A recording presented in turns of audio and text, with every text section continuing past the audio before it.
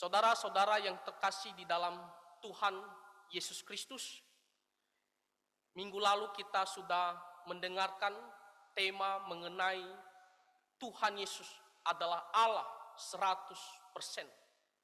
Dan pada sore hari ini kita akan membahas tema Tuhan Yesus adalah manusia 100%. Kalau kita melihat di media sosial, memang faktanya pembicaraan ataupun serangan yang sering muncul yaitu tentang keilahian Tuhan Yesus Kristus. Di sana banyak yang lebih condong membahas apakah Tuhan Yesus itu Allah atau bukan. Sedangkan pembahasan tentang Tuhan Yesus apakah manusia 100% atau bukan, itu sangat minim pembahasannya.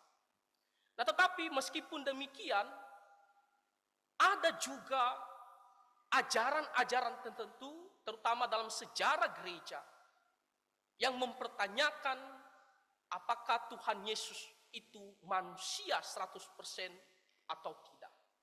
Ada yang mengatakan sesungguhnya Tuhan Yesus itu bukan manusia sepenuhnya, tetapi dia hanya memiliki 50% saja natur kemanusiaan. Bahkan di gereja mula-mula ada satu ajaran yang namanya doketisme.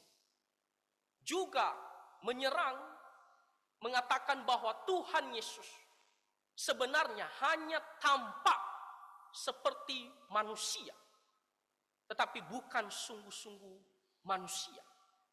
Hanya kelihatan saja dia punya fisik seperti manusia, tetapi dia bukan manusia 100%. Jadi juga mereka mengatakan, bahkan ketika Tuhan Yesus seolah-olah kita melihat dia menderita, mereka mengatakan sesungguhnya dia hanya berpura-pura menderita saja. Kenapa? Karena mereka tidak percaya bahwa Tuhan Yesus juga adalah manusia 100%.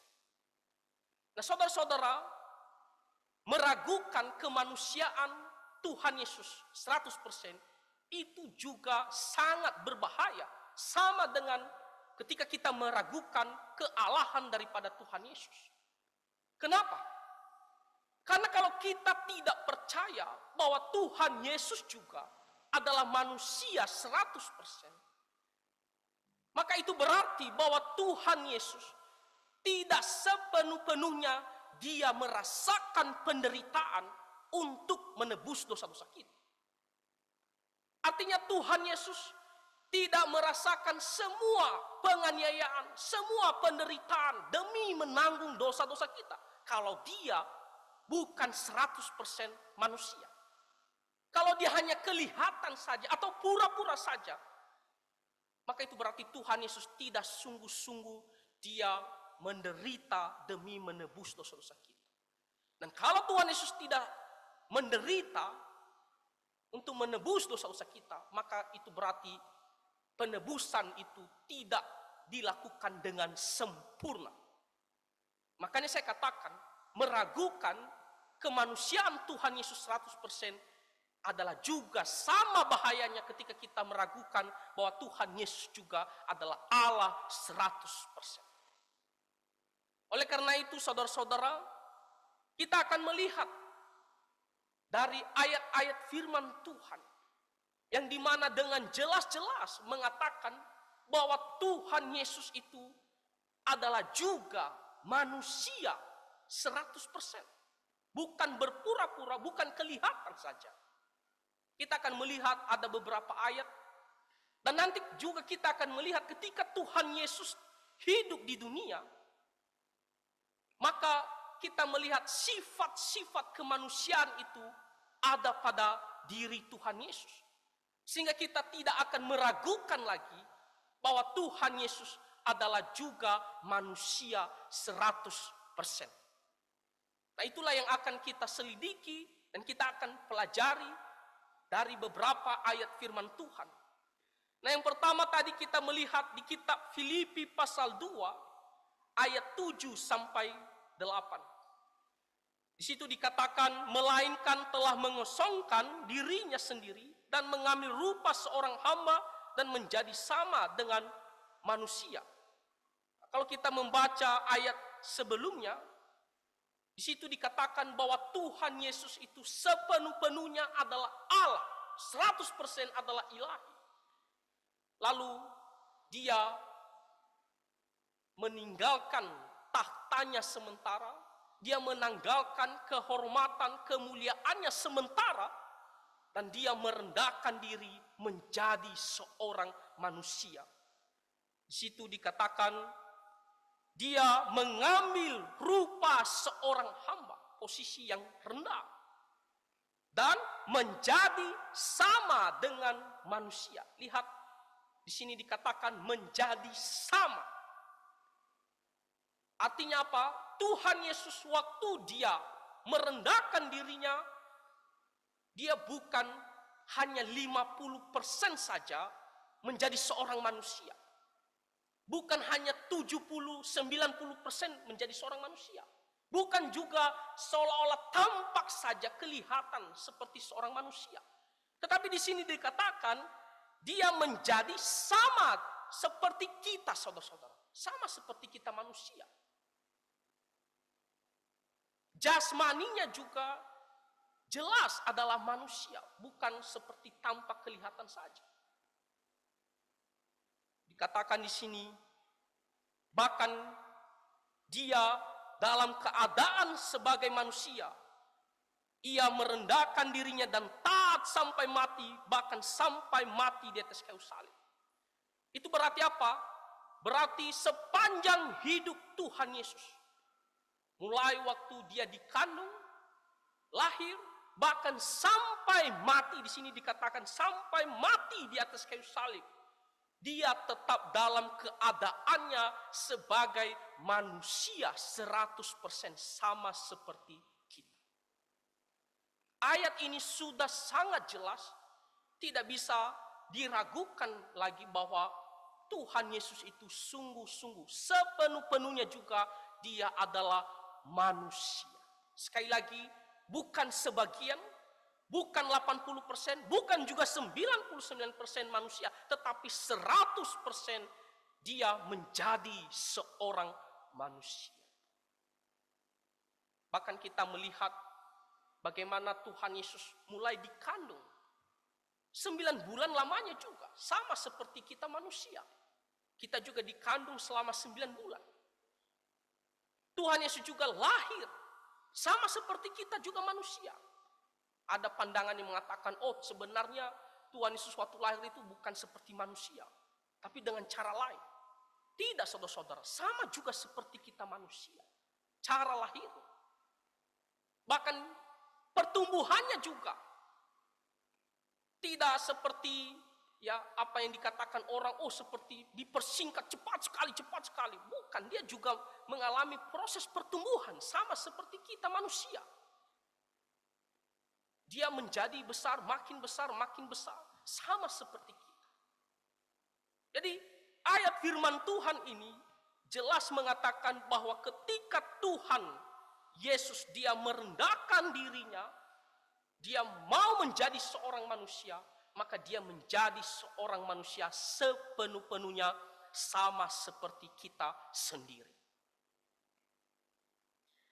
Lalu kalau kita melihat lagi ayat firman Tuhan di Yohanes pasal pertama ayat 14. Nah, di situ dikatakan firman itu telah menjadi manusia dan diam di antara kita.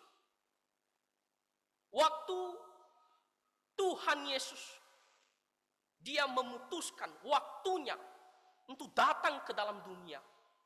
Dan di sini dikatakan firman itu, firman yang dimaksud di sini adalah Tuhan Yesus menjadi manusia. Dan dikatakan diam di antara kita. Hidup di tengah-tengah manusia.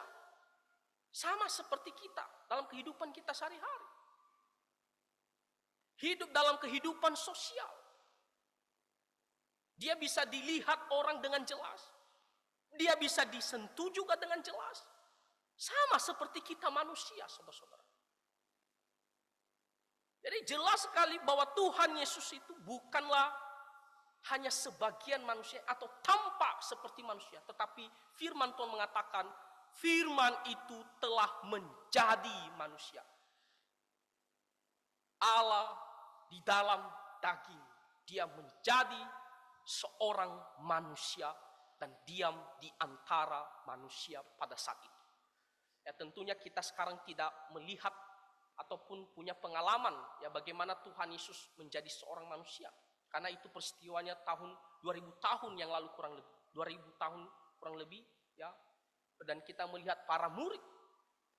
Mereka yang hadir pada saat itu, orang-orang yang hadir pada saat itu, mereka memberitahu dan mereka mencatat dengan pimpinan Roh Kudus bahwa memang Tuhan Yesus dia benar-benar menjadi seorang manusia dan dia hidup di tengah-tengah manusia seperti kita sendiri.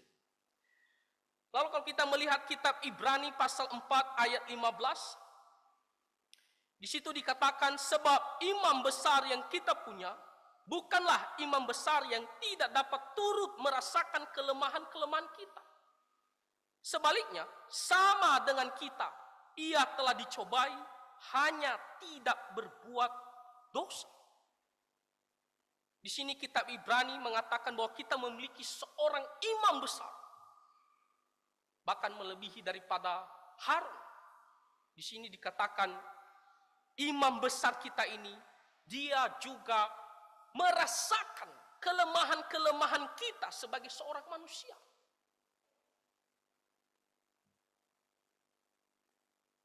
Dan dikatakan sebaliknya, ya, dia merasakan kelemahan-kelemahan kita, sama seperti kita manusia juga dicobai. Dia juga menghadapi pencobaan, sama seperti kita manusia. Tetapi bedanya adalah kita manusia tergoda dan jatuh ke dalam dosa. Tetapi Tuhan Yesus tidak berbuat dosa. Itu perbedaannya. Tuhan Yesus waktu dia menjadi manusia, dia tidak berbuat dosa, satupun tidak ada dosanya. Bahkan ketika dicobai, dia tidak jatuh ke dalam dosa. Tapi kita manusia jatuh ke dalam dosa. Itu perbedaannya. Tetapi selain itu, sama seperti kita manusia. Bahkan dia juga merasakan ya kelemahan-kelemahan kita sebagai manusia. Sifat-sifat kita sebagai manusia. Nah kalau kita melihat di dalam Alkitab, misalnya Matius ya pasal 4, ketika kita membaca cerita waktu Tuhan Yesus dicobai ya oleh iblis, firman Tuhan mengatakan pada saat itu Tuhan Yesus lapar setelah dia berpuasa dan dia lapar. Tuhan Yesus juga butuh makanan. Sama seperti kita manusia juga, kita lapar. Makanya kita harus makan supaya kita memiliki kekuatan. Tuhan Yesus juga dia merasakan hal ini ketika dia sudah berpuasa dan dia kelelahan dan dia lapar, dia mau makan. Makanya iblis mencobai dia, jadikanlah ya batu itu menjadi roti. Dan di sini kita melihat sifat-sifat yang dimiliki manusia, salah satunya adalah lapar. Tuhan Yesus juga merasakan. Lalu kalau kita membaca juga seperti di Yohanes pasal 4, ketika Tuhan Yesus berasal dari Galilea dan dia melewati Samaria. Itu adalah cerita tentang perempuan Samaria. Firman Tuhan jelas mengatakan setelah Tuhan Yesus melakukan perjalanan itu, dia merasa letih, capek. Kalau Tuhan Yesus itu bukan manusia 100%, atau hanya kelihatan seperti manusia tapi sebenarnya bukan manusia, dia tidak akan merasakan rasa letih, rasa capek. Kalau dia hanya dalam keadaannya sebagai Allah 100% dan dia bukan manusia 100%, dia tidak akan merasakan ya rasa capek, rasa kelelahan. Tetapi firman Tuhan mengatakan dia merasa keletihan, capek setelah melakukan perjalanan dari Galilea. Dia mau menuju ke Yudea, tapi dia lewat di Samaria. Firman Tuhan mengatakan dia keletihan, dia capek, dia istirahat.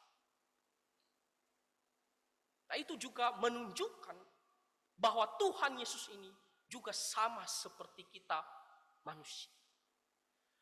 Lalu kalau kita membaca lagi seperti Lukas pasal 8. Kita ingat cerita bagaimana para murid dan Tuhan Yesus berada di perahu. Dan mereka menghadapi ombak yang begitu dahsyat. Sehingga para murid begitu ketakutan. Dan firman Tuhan mengatakan pada saat itu Tuhan Yesus dia tidur. Tidur sama seperti kita manusia. Ketika kita capek, kita sudah ngantuk, kita pergi tidur, kita beristirahat. Dan firman Tuhan mengatakan pada saat itu Tuhan Yesus juga dia istirahat, dia tidur. Artinya Tuhan Yesus juga merasakan ngantuk sama seperti kita. Tidak ada bedanya. Kalau Tuhan Yesus bukan manusia 100%, dia tidak akan merasa saya ngantuk dan saya mau tidur. Lalu kalau kita melihat lagi ketika cerita Lazarus di Yohanes pasal 11. Ketika Maria dan Marta datang kepadanya, saudara kami sudah meninggal. Dan sebelum Tuhan Yesus membangkitkan Lazarus, kita melihat bagaimana Tuhan Yesus juga merasa sedih. Kita manusia juga merasa sedih ketika ada sesuatu yang kita merasa harusnya itu tidak terjadi. Sangat disayangkan. Kita merasa sedih. Tuhan Yesus juga merasa sedih. Bahkan dikatakan menangislah. Dan kita melihat bagaimana Tuhan Yesus juga sama seperti kita. Lalu kita melihat juga bagaimana Tuhan Yesus di Taman Getsemani. Sebelum dia ditangkap, dia juga merasa gentar. Makanya Tuhan Yesus berdoa, Bapa, jikalau engkau kehendaki cawan ini bisa lalu daripadaku. Tetapi Tuhan Yesus mengatakan, biarlah kehendakmu yang terjadi. Dia merasa takut juga menghadapi di mana dia akan ditangkap, dia akan dianiaya, dia akan mati di atas kayu salib. Kalau Tuhan Yesus bukan manusia 100%, dia tidak akan merasa gentar sedikit pun. Dia tidak merasa takut. Karena tidak akan dia rasakan. Sekalipun dia dipukul, dia tidak akan rasakan apa yang ditakuti. Tapi karena dia juga manusia sama seperti dia punya kulit, dia punya tulang, dia punya daging sama seperti kita.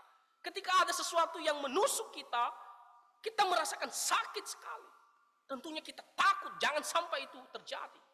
Tuhan Yesus juga merasakan hal itu karena dia akan dicambuk, dia akan dipaku di atas kayu salib. Itu bukan satu peristiwa biasa saja. Firman Tuhan mengatakan dia juga merasa gentar. Bahkan kita sering mendengar bagaimana tetesan-tetesan keringatnya seperti darah. Dan kita sudah pernah mendengarkan penjelasan bahwa hal itu terjadi ketika seseorang benar-benar dalam kondisi begitu tertekan sekali, stres.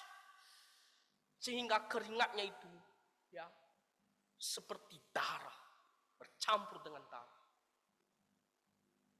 Nah, itu juga kita melihat bagaimana Tuhan Yesus juga merasakan apa yang dirasakan oleh manusia. Lalu terakhir kita melihat bagaimana Tuhan Yesus disalibkan. Dia berteriak. Dia merasakan kesakitan. Bahkan ketika dia sudah tergantung di atas kayu salib. Firman Tuhan mengatakan Tuhan Yesus dia berteriak, dia berbicara, aku haus. Dia butuh minuman. Dia haus. Sama seperti kita juga manusia. Ketika kita beberapa lama waktunya atau kita sudah bekerja, kita sudah capek, kita merasa haus, kita butuh minuman. Tuhan Yesus setelah dia beberapa lama waktunya tergantung di atas kayu salib, dia mengatakan, aku haus. Nah, ini menunjukkan bahwa Tuhan Yesus tidak ada bedanya dengan kita. Dan Tuhan Yesus tidak berpura-pura. Dia benar-benar merasakan apa yang dirasakan oleh manusia. Kenapa? Karena dia adalah manusia 100%.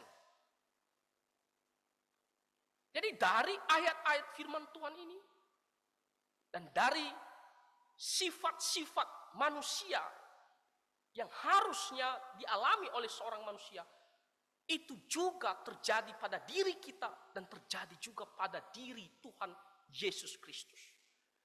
Dia lapar, dia haus, dia kelelahan, dia juga tidur. Dia juga merasa takut terhadap sesuatu yang akan menyakiti ya jasmaninya secara khusus. Dia juga merasakan hal itu. Nah, itu menunjukkan bahwa Tuhan Yesus adalah 100%. Nah, kalau kita melihat di Matius pasal 20 ayat 28, Tuhan Yesus sendiri pun dia juga pernah mengaku bahwa dia adalah anak manusia. Bahkan kalau kita baca di dalam firman Tuhan, kitab Injil, beberapa kali, bukan hanya satu kali Tuhan Yesus mengatakan anak manusia. Lihat di Matius pasal 20 ayat 28 secara khususnya, satu ayat saja. Sama seperti anak manusia datang bukan untuk dilayani, melainkan untuk melayani dan untuk memberikan nyawanya menjadi tebusan bagi banyak orang.